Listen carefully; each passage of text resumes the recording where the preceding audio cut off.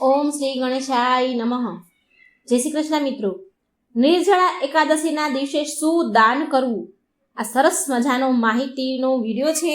પૂરો અંત સુધી જોજો અને આ વિડીયો બીજાને પણ શેર કરજો। બસ હવે થોડા જ દિવસોમાં આવી રહ્યો છે એક મહોત્સવ, જે આપણી ભક્તિને અનેક ગણી વધારીને પ્રદાન કરવાવાળી છે, અનેક ગણી ગતિ પ્રદાન કરીને પરમ આધ્યાત્મિક કર્તવ્ય તરફ આપણને લઈ જશે, અને એ છે મહાપર્વ નિર્જળા એકાદશી। આ કોઈ પ્રસંગથી પણ કંઈ ઓછી નથી। દરેક વર્ષમાં જેઠ માસના શુક્લ પક્ષમાં આવે છે આ નિર્જળા એકાદશી, ભીમ અગિયારસ કે પાંડવ નિર્જળા એકાદશી આપણે જેને કહીએ છીએ। આ એકાદશીના વિષયમાં આપણા શાસ્ત્ર કહે છે કે વેદવ્યાસજી ભીમને કહે છે કે હે પુત્ર, સંપૂર્ણ વર્ષમાં જેટલી પણ એકાદશી આવે છે એ બધાનું ફળ માત્ર આ એક નિર્જળા એકાદશીના પાલન કરવાથી જ મળી જાય છે, અને એમાં કોઈ સંશય નથી। આ વખતે આ એકાદશી આવી રહી છે 18 જૂન 2024 મંગળવારના દિવસે, અને આનો સંપૂર્ણ નિયમ શ્રદ્ધાપૂર્વક પાલન કરવાથી બધી જ તૈયારીઓ શરૂ થઈ ચૂકી છે। જે પણ વ્યક્તિ પૂરી નિષ્ઠાથી આ નિર્જળા એકાદશીનું પાલન કરે છે એના સમસ્ત પૂર્વજન્મના પાપ બળીને નાશ થઈ જાય છે અને અક્ષય પુણ્ય ફળની પ્રાપ્તિ થાય છે, અને આ બધાથી ઉપર પરમ ભગવાન શ્રી કૃષ્ણ શ્રી હરિની ભક્તિ પ્રાપ્તિ થાય છે। આ એવી એકાદશી છે જે તમારા મેરુ પર્વત સમાન જે પાપ છે, જે પાપનો બોજ છે, તે અમુક ક્ષણોમાં જ બાળીને ભસ્મ કરી દે છે। આ દિવસે કરવામાં આવતો હરે કૃષ્ણ કૃષ્ણ કૃષ્ણ હરે હરે, હરે રામ રામ રામ હરે હરે, આ કૃષ્ણ મંત્ર હરે કૃષ્ણ મહામંત્રનો જાપ મનુષ્યને અનંત ગણું વધારે ફળ પ્રદાન કરનાર છે। આ દિવસે કરેલી કોઈ પણ તપસ્યા મનુષ્યના મન અને ચેતનાનું શુદ્ધિકરણ કરે છે। આ દિવસે કરવામાં આવેલું દાન મનુષ્યને આ લોકમાં અને પરલોકમાં સર્વોચ્ચ ગતિ પ્રદાન કરે છે। આજે આપણે વાત કરીશું નિર્જળા એકાદશીની, તો એક અત્યંત મહત્વપૂર્ણ અંગ છે જે નિર્જળા એકાદશીનું, એ છે દાન। અત્યંત મહત્વપૂર્ણ અંગ વિશે, અને એ છે નિર્જળા એકાદશીના ઉપલક્ષમાં દાન દેવું। સૌથી પહેલા આપણે એ સમજી લઈએ કે દાન દેવાના વિષયમાં આપણા શાસ્ત્રનું શું મત છે। આપણા શાસ્ત્રમાં એવું કેવું કહેવાયું છે, એવું કેમ કહેવાયું છે કે આપણે દાન દેવું જોઈએ? તો જુઓ, પદ્મપુરાણ ભાગ 7 અધ્યાય 20 શ્લોક સંખ્યા 4 વેદ વ્યાસજી કહે છે, લક્ષ્મીપતિને પ્રસન્નતા માટે કળિયુગમાં પરમ પદની પ્રાપ્તિ કરવા માટે મનુષ્યને સદાય દાન કરતું રહેવું જોઈએ। આ પદ્મપુરાણમાં સ્વયં ભગવાન શિવ પણ નારદ મુનિને કહે છે કે સનાતન પરમાત્મા ભગવાન વિષ્ણુની પ્રસન્નતા માટે જે પણ કાંઈ દાન દેવામાં આવે છે એ અક્ષય બની જાય છે। આના સિવાય સ્કંદ પુરાણમાં અધ્યાય 12 શ્લોક સંખ્યા 32 આપણા બધા માટે કહેવાયું છે કે પ્રત્યેક ગૃહસ્થને તેમના ન્યાયપૂર્વક કમાયેલા અર્જિત કરેલા ધનનો 10મો ભાગ ભગવાનની પ્રસન્નતા માટે કોઈ સત્કર્મમાં લગાવવો જોઈએ। તો આ બધા જ શ્લોકના માધ્યમથી આપણે સમજી શકીએ છીએ કે દાન દેવાનું કેટલું મહત્વ છે। દાન આપવાથી આપણું આધ્યાત્મિક પુણ્ય ફળ સંચય તો થાય જ છે, પણ તેની સાથે સાથે આપણા ધનનું શુદ્ધિકરણ પણ થાય છે। કેમ કે આપણને નથી ખબર કે આપણા ઘરમાં આવનારી લક્ષ્મી કોની પાસેથી અને કેવા ભાવથી, કેવી પરિસ્થિતિથી આવી રહી છે। ત્યાં એ લક્ષ્મીને ભગવાન વિષ્ણુની સેવામાં કે એવી કોઈ સંસ્થામાં દાન આપીએ છીએ તો લક્ષ્મીનું શુદ્ધિકરણ અને સાત્વિક બની જાય છે, અને આવી લક્ષ્મીનો વાસ આપણા ઘરમાં લાંબા સમય સુધી રહે છે। હવે જોઈએ કે નિર્જળા એકાદશીના દિવસે શું દાન દેવું જોઈએ।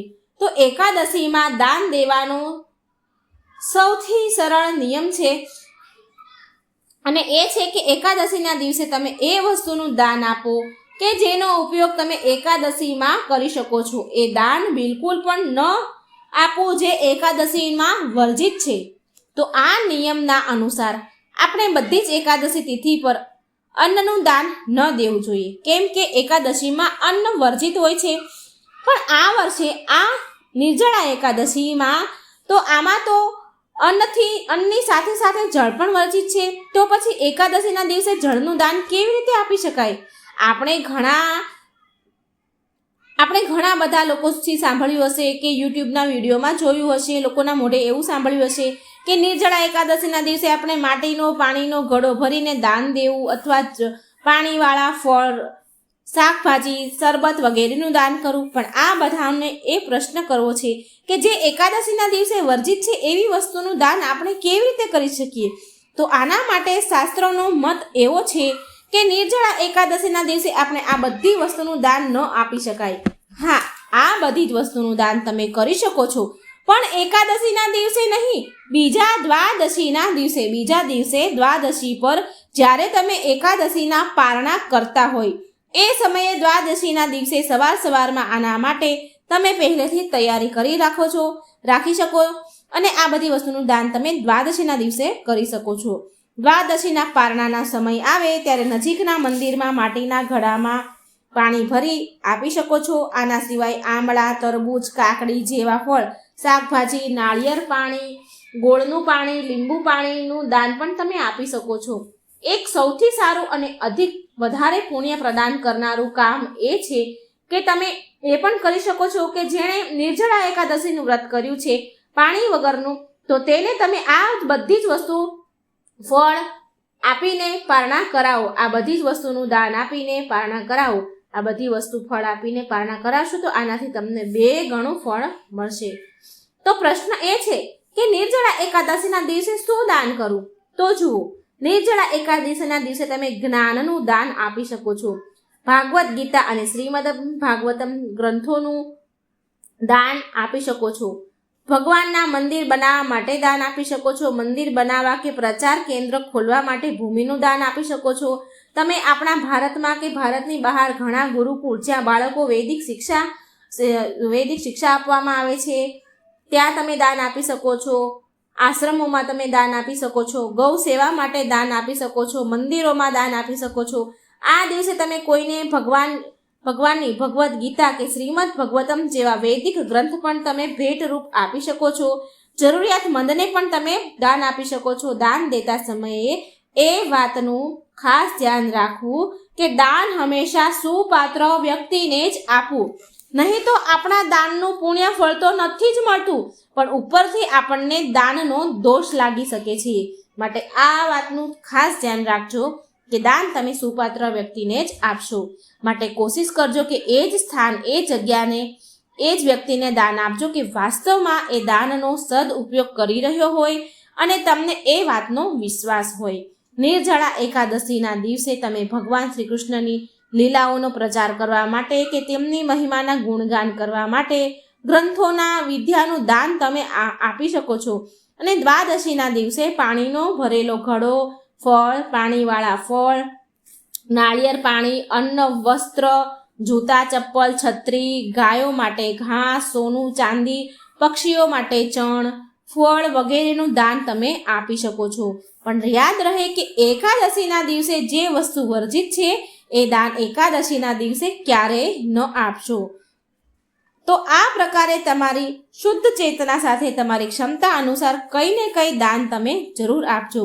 આનાથી તમારું નિર્જળા એકાદશીનું વ્રત પૂરું માનવામાં આવશે. તો મિત્રો, આ જાણકારી તમને જો ગમી હોય તો વિડીયો લાઈક કરજો, શેર કરજો અને આ નિર્જળા એકાદશીની કથા હું આગળના વિડીયોમાં મૂકીશ. માટે આ ચેનલમાં જોડાયેલા રહેજો.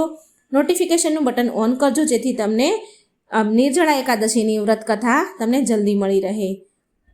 અને બને એટલો આ વિડીયો શેર કરજો જેથી આ દાનનો ઉપયોગી વિડીયો કોઈને સાંભળવું મળે અને આપણને પુણ્ય ફળ મળે. જય શ્રી કૃષ્ણ. રાધે રાધે. Thank you.